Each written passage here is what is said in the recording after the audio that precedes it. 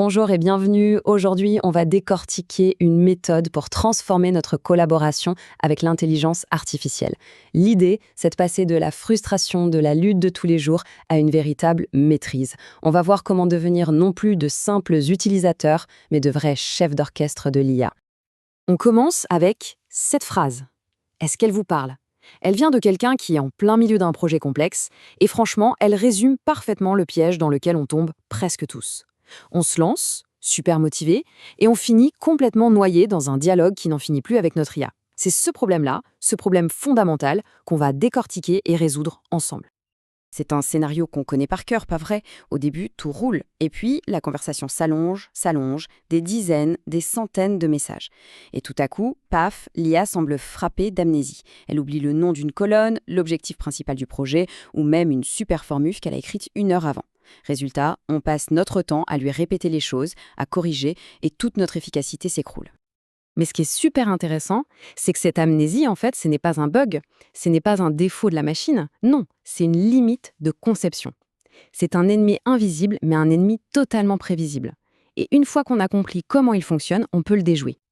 Ok, alors rentrons un peu dans la technique, mais ça va être simple. Le concept absolument clé à comprendre, c'est celui des tokens.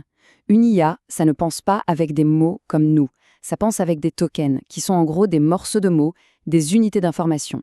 Et le point crucial, le voici. Sa mémoire de travail, sa conscience de l'instant, elle est limitée. Elle ne peut gérer qu'un certain nombre de tokens à la fois. Et quand cette limite est atteinte, eh bien il se passe quelque chose. Pour que ce soit limpide, on va utiliser une analogie toute simple, mais hyper parlante, celle du tableau noir. Imaginez que toute votre discussion avec l'IA est écrite phrase après phrase sur un grand tableau noir, mais un tableau noir qui a une taille bien définie. Au tout début de la conversation, le tableau est vide. Les infos importantes, comme la structure de nos données, on les écrit tout en haut. Tout est visible. Puis, message après message, le tableau se remplit. Et là, arrive le moment critique. Quand le tableau est plein à craquer, pour écrire une nouvelle ligne tout en bas, l'IA n'a pas le choix. Elle est obligée d'effacer la toute première ligne écrite tout en haut. L'information la plus ancienne, qui est souvent la plus fondamentale, elle disparaît. C'est inévitable. La conclusion, elle est donc sans appel. S'acharner à tout faire dans une seule et même conversation interminable pour un projet un peu costaud, c'est tout simplement une stratégie perdante. Ce n'est même pas une opinion, c'est une certitude mécanique. Ça garantit la perte d'informations. Bon, alors, comment on fait? Puisque la mémoire interne de l'IA est par nature défaillante sur le long terme, la solution est simple. On va lui en donner une. Une mémoire externe, fiable et permanente. C'est notre arme secrète pour reprendre totalement le contrôle. Et cette arme secrète, c'est tout simplement la documentation. Mais attention, il faut oublier l'image poussiéreuse de la doc administrative. Il faut voir ça comme le disque dur externe du projet. C'est la mémoire à long terme, la source de vérité absolue qu'on peut brancher sur l'IA quand on en a besoin. Ce tableau, il résume tout parfaitement. D'un côté, la conversation longue, mémoire volatile, l'IA qui se contredit, une part de temps folle à tout répéter. De l'autre, la documentation de projet. Mémoire permanente, cohérence totale et une IA qui est au top de sa forme en quelques secondes. Le choix est vite fait, non? Et pas de panique, on va pas écrire un roman 300 pages. On peut commencer tout petit, avec ce qu'on appelle une documentation minimale viable. Juste 3 choses. 1. L'objectif du projet, en une seule phrase, bien claire. 2. Le plus important, le schéma des données. Et 3. Une petite bibliothèque où l'on garde précieusement toutes les formules et les solutions qui fonctionnent et qu'on a validées. Maintenant, on aborde une question qui est cruciale. Et nous, dans tout ça, quelle est notre place? On pourrait croire que notre travail perd de la valeur, mais c'est exactement l'inverse qui se produit.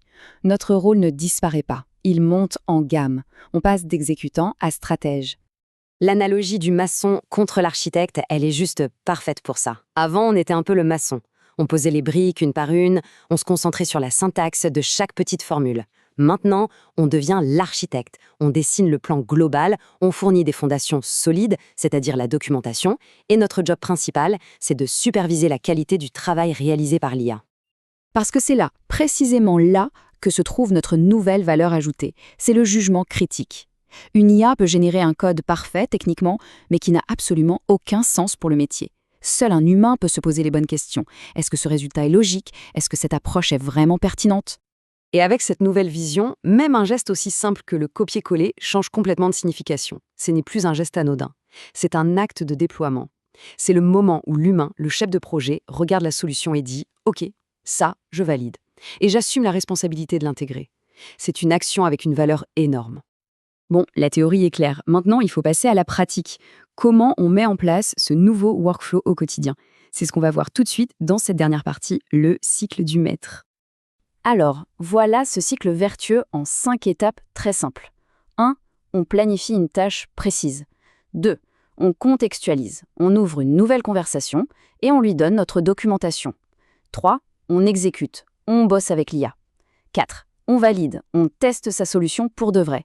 Et 5. L'étape la plus importante, celle qui change tout, on documente. On sauvegarde la solution qui marche dans notre mémoire externe.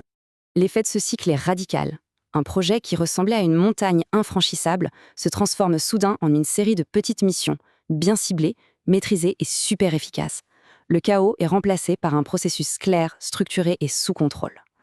Et on va terminer sur cette idée qui est fondamentale. L'IA est un outil. Un partenaire incroyable, un amplificateur de nos compétences, c'est certain. Mais l'outil n'est jamais responsable du résultat final. Le pilote, le stratège, l'architecte, ça reste l'humain. Et c'est en assumant pleinement cette responsabilité qu'on devient un vrai maître de la collaboration avec l'intelligence artificielle.